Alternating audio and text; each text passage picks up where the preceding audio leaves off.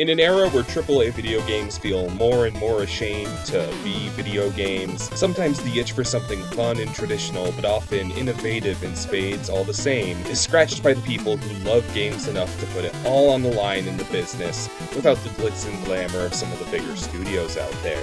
It goes without saying that narrowing down this list to 10 was a task, and I still haven't played every indie game I'd really like to, so as always, this list could be different tomorrow. There could totally be a second edition of this list in the future. But this isn't the future, this is the present. And this is the list we're tackling now, my top 10 indie games.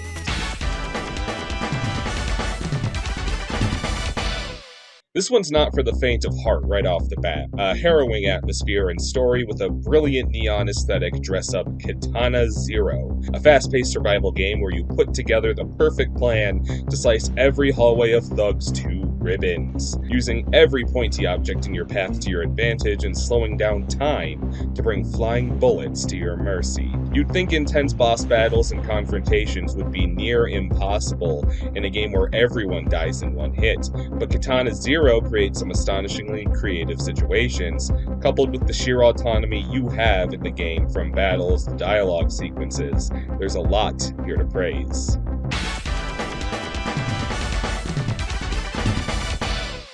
You ever wonder what it'd be like if Samus were a cat?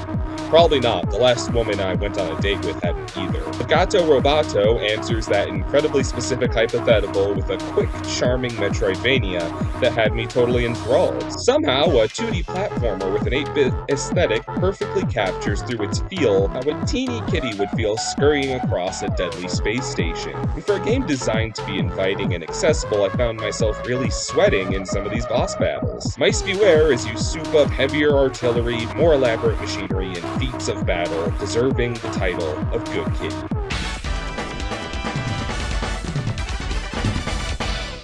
Top-down survival trial games like Bloodroots and Hotline Miami have earned a lot of well-deserved accolades and attention, but my heart will always belong to 8-Bout, a cathartically violent bloodbath of a game with snappy, responsive controls and gameplay dynamics that are simple but allow for a wide breadth of strategy. The coolest thing about 8-Bout, however, is the way the music syncs to your actions, rattling a drum with your 8 strides before crashing into satisfying crescendos as you claim the lives of your captors in exceedingly brutal fashion. King Kong's got nothing on me! The Super Smash Bros. Of legally distinct action movie heroes, Broforce is the explosive Contra-like you've been waiting for. The familiar faces making up the cast may seem to just be for show, but using really inventive homages to a whole slew of classic action movies, Broforce creates a robust selection of champions, from the reliable firepower of Rambro to Robocop's futuristic tools of mass destruction. The game has a self-aware, sardonic tone that never let me blow up a slew of enemy soldiers without at least smirking. Whether it was Terminator, Alien, or MacGyver and his explosive packed turkeys you grew up admiring, there's something here for every fan of action.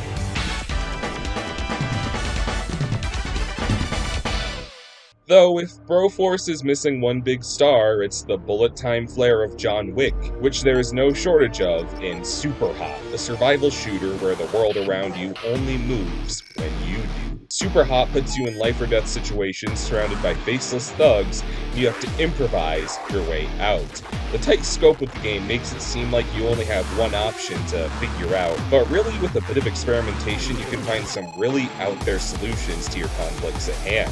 I think the console versions of this game are pretty great, but the experience that really lands this game on my list is the opportunity I had to play it using VR, connecting the blood-pumping action directly to your mortal hands. It's truly something hard to forget.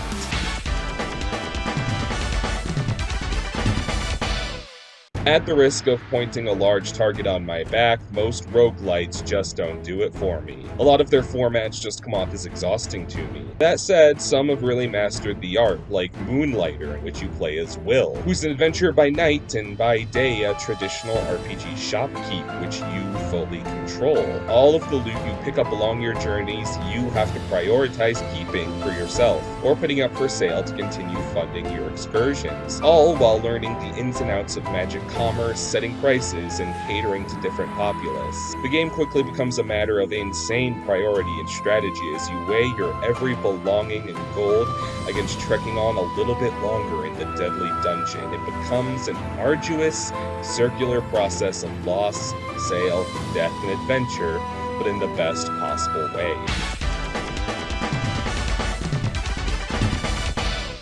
If you ask me, what draws a line between a challenging game and a frustrating one is how you manage the inevitable death after death, often through narrative, which Super Meat Boy handles masterfully. Attempt after attempt of Super Meat Boy's incredibly trying levels, your own blood will remain in the rebooted stage each time, creating a macabre tapestry of your past failures building toward your solution and success. It's this kind of nail-bitingly tough, fast-paced gameplay that pulls the biggest fist pump out of me upon every victory, combined with a crude sense of humor and memorably atmospheric soundtrack, and this meat is packing.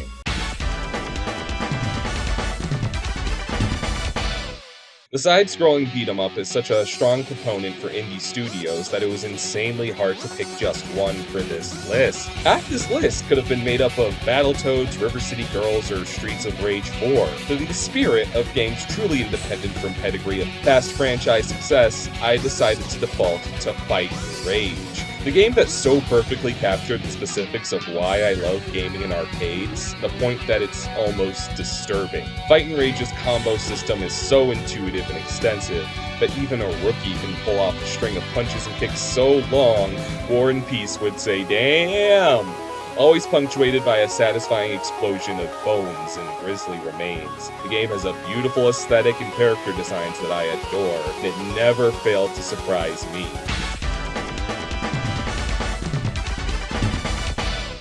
Since you do so much moving in Metroidvanias, the feel of your character is super important. I don't think any game has mastered fluid, satisfying movement like Carrion, where you play as a jumble of tentacles and teeth mowing down everything in your way. Carrion is a game that uses its resources, environment, and slew of abilities to teach you the ins and outs of being an amorphous carnivore creature. The game is never easy, and yet the fantasy of swinging those feudal humans around like a bunch of ragdolls and tearing apart the machinery they're so proud of is something that puts a huge grin on my face. I love games that can make me casually say bizarre things, and this one has repeatedly made me sigh, "Oh, thank God I can regather my biomass." For my number one spot, I'll be raising my cup to Glasshead. Fuck it, dump it, start over. For my number one spot, I'll be raising my glass to Cuphead. Like with Super Meat Boy, I think a game needs a lot to justify what it asks of a player. As many times as you'll be trying each encounter in Cuphead, I find it hard to imagine I'd get sick of them with the sheer personality injected into each and every frame of this game. Cuphead is just so full of life and environmental storytelling, and similar to, say, Super Hot, despite the ultimate tunnel vision of the game, there's so many ways you can go about winning, with all kinds of magic charms and weapons. I just love escaping to Inkwell Isle, its vibrant colors, its lovely jazz soundtrack, the fact that everything is bouncing and has a face, and beating the devil at long last is one of my proudest moments as a gamer. It all compounds to make Cuphead my all-time favorite indie game. Thank you so much for watching this video. This is normally where I sign off, but I also want to thank my friend Freeman for editing this video, including this tail end bit, which I'll give Freeman the opportunity to do whatever they please with. Then check this out. Make me look silly for all I care. You're in control, you have the power.